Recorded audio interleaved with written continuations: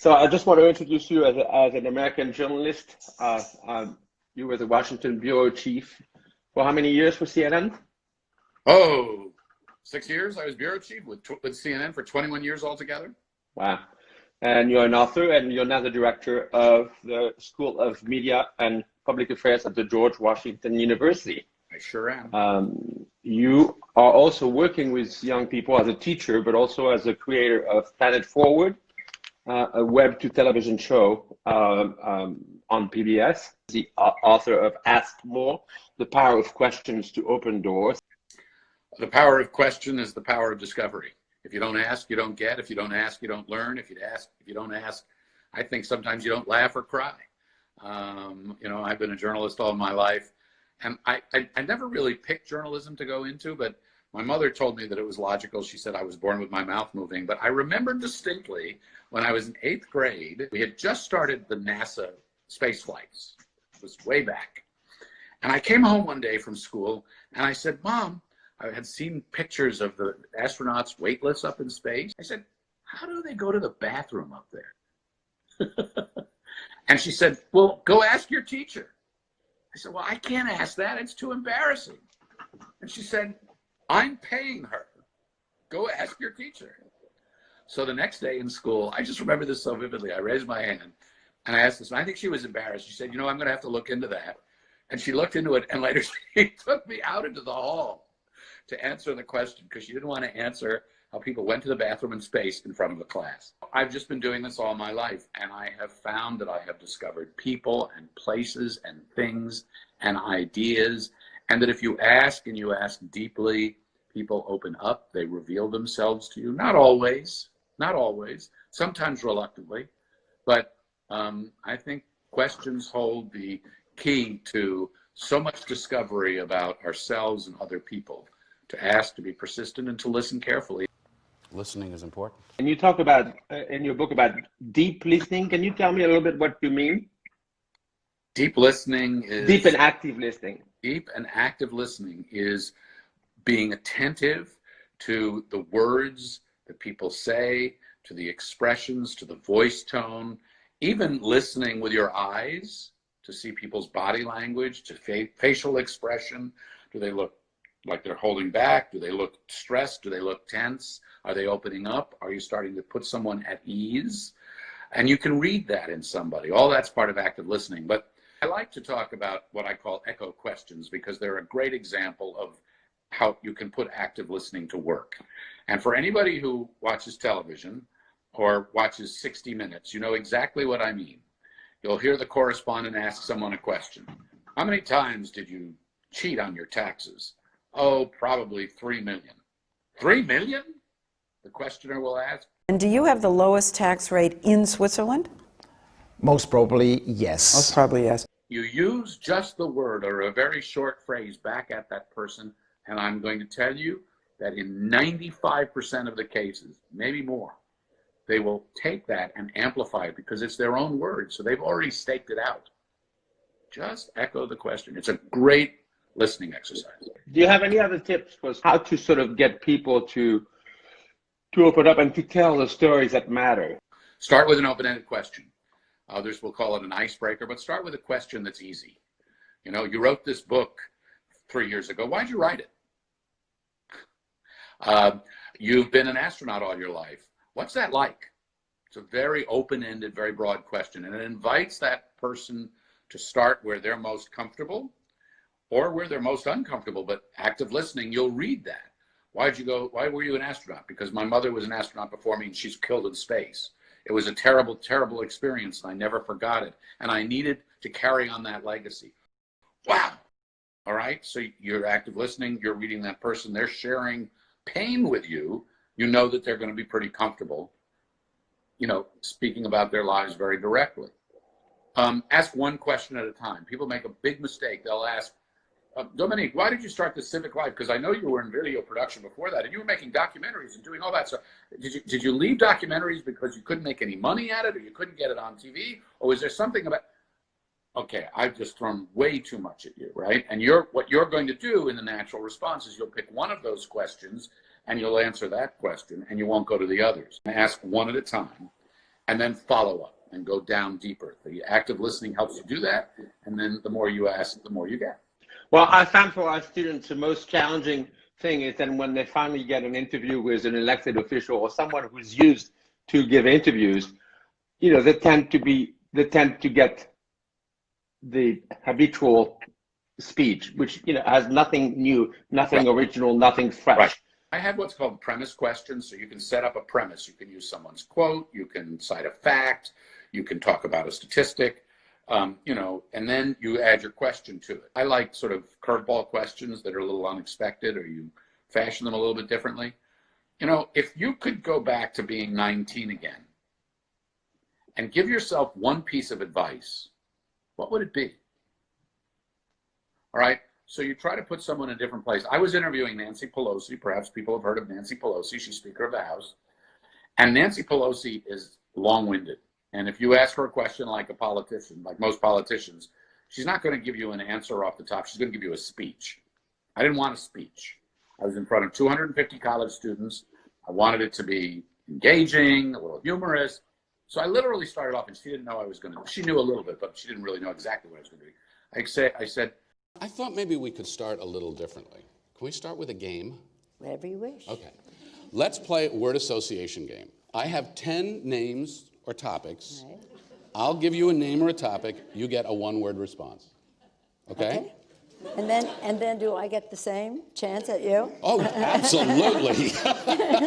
You can ask me how great George Washington University is. Ready? Budget deal. Hooray. Debt ceiling. Hooray. Lifted. John Boehner. Terrific. Ooh, Yeah. okay, I'll come back to that. Yeah. Freedom Caucus.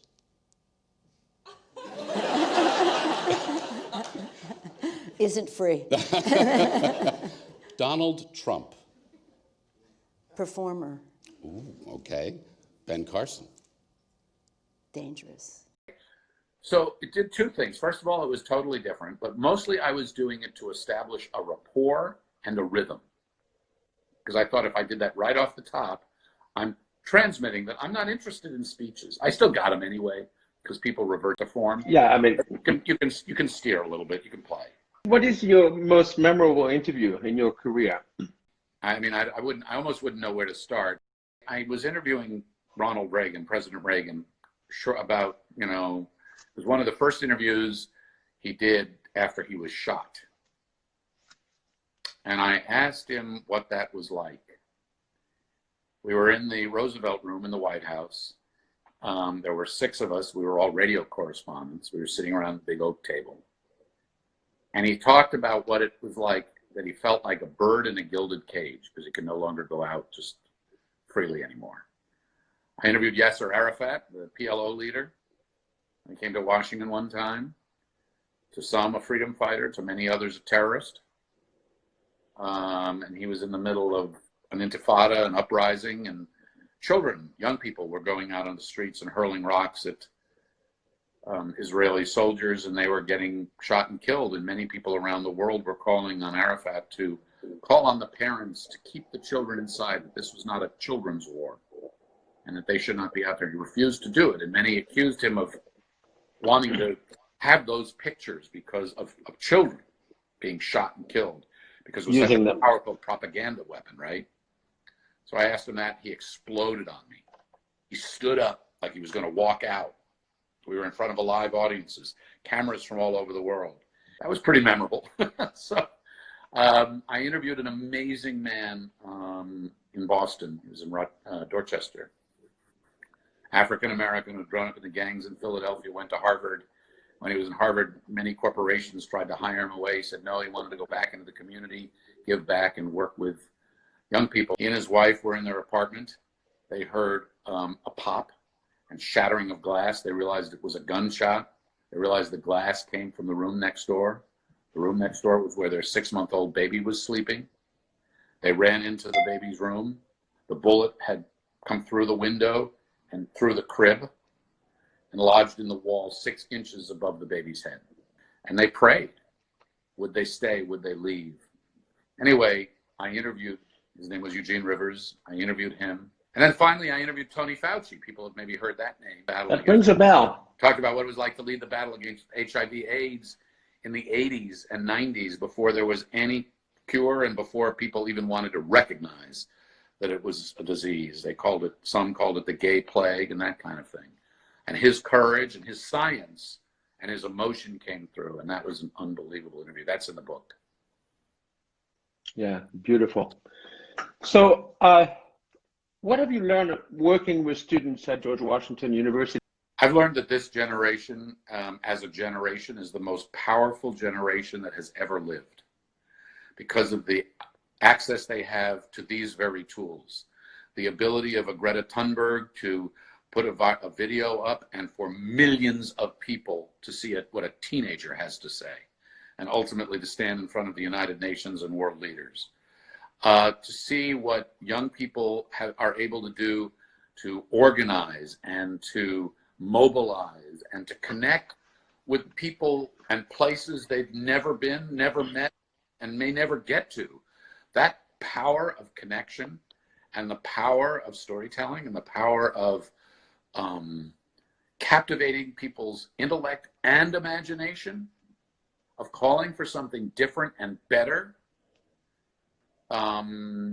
is what this generation has. I used to start classes with high school students by showing an iPhone or and the Constitution. I said, you know, with these two tools, you basically can do anything you want because you can tell any story you feel is important and you can reach the rest of the world. I started this Planet Forward project some time ago, and the Planet Forward project is all about, it's a multimedia platform for students to do storytelling around sustainability. If we don't do something about microplastics killing marine life, if we don't do something about the soot and the air and the inequality that afflicts poor people all over the world, then shame on us, because we have the technology to do something about it. It's just the political will that we lack.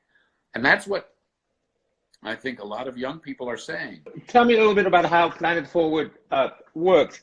I mean, do you do sort of similar work than what we're doing with Civic Life, where kids make films? Yeah, you can. Student can make a film and upload it to Planet Forward. Student can do a story or write a blog. Student can do a short video. Our whole point is tell the story however you want. But what is the story? So if the story is something as boring or seemingly boring as permeable pavement, why do we care about permeable pavement? Well, we care about permeable pavement because when it rains and when the rain runs through the streets and it picks up all the oil from all the cars and goes into the storm gutters and then goes into the river and goes into the Chesapeake or the Gulf of Mexico or wherever it's going, that's the water that kill fish, or that they live through. It's the water that we consume and drink. It shouldn't be poisonous, it should be clean. Well, if you have permeable pavement, the water soaks through, it doesn't run off. There's less crap to carry away. It's such a boring thing. But wow, what if you could make a cartoon out of that? What if you could show people why it's cool to do your driveway out of permeable cobblestones and bricks rather than pavement? Actually, the first Civic Life Project film was a film about the pollution of the Housatonic River, which is a local river, with PCB. And what was wonderful about it is that the kids discovered that there was no good and evil. It was a complicated situation. I advise the kids at the end to always ask, is there anything I should have asked that I didn't? Or is there anything that you want to add? Because usually that's when you get the best stuff. So much in life is about how we communicate with one another. Are we empathetic? Do we understand one another? Are we able to imagine ourselves in someone else's shoes? So it brings me back to the questions that we ask. What do we want to do? How do we want to do that? Who do we want to reach? What do we want to change? The last thing is, you said something so wonderful about Civic Life Project last time that I can't resist in asking you to say it again. Civic Life Project is brilliant. That's exactly what I meant. Civic Life Project is brilliant. To take the power of film and the power of story and show that and teach that and reward that and celebrate that with students who have a whole life ahead of them of storytelling. And I just say to you, Dominique, thank you so much for doing this, to Civic Life. What an amazing gift you are to the young people who have an opportunity to work through it. And, you know, good films don't end, they just have a sequel. So I'm looking forward to all the sequels. Frank, even without power, you're very impressive. Well, I don't know about that, but thank you very much. I love it. Thank you so much. I love what you're doing. Take care. Bye-bye.